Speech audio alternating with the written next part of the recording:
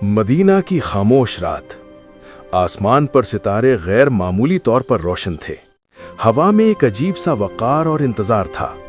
ایک ایسا لمحہ آنے والا تھا جو تاریخ اسلام کی روح میں ہمیشہ کے لیے لکھا جانے والا تھا۔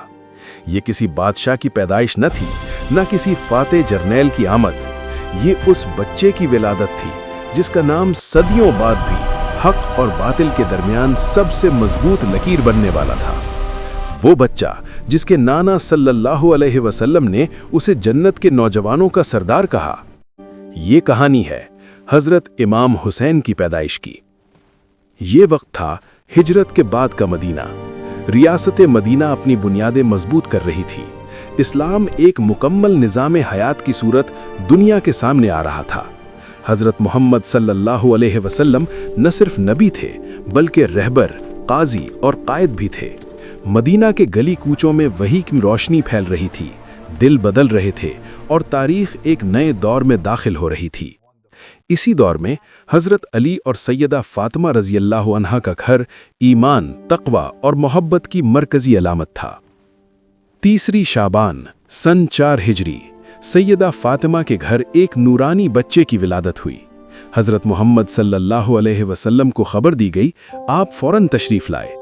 آپ صلی اللہ علیہ وسلم نے بچے کو گود میں لیا، کان میں اذان دی اور محبت سے اس کا نام رکھا حسین۔ یہ صرف نام نہ تھا، یہ ایک مشن کی بنیاد تھی۔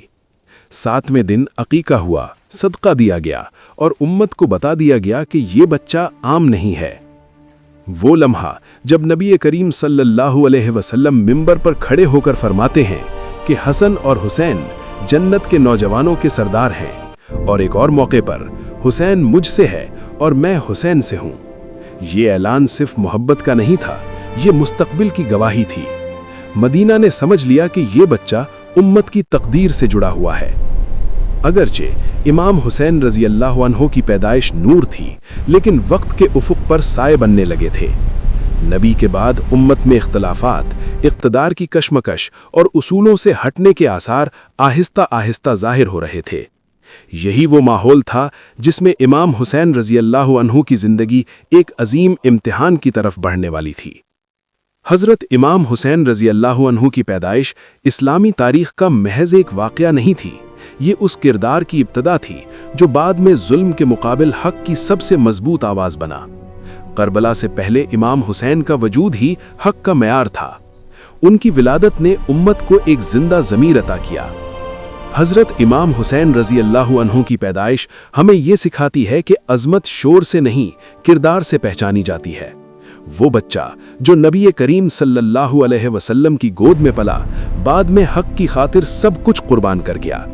آج بھی اگر دنیا اندھیروں میں ہے تو حسین کی ولادت ہمیں یاد دلاتی ہے، حق کبھی پیدا ہونا بند نہیں ہوتا۔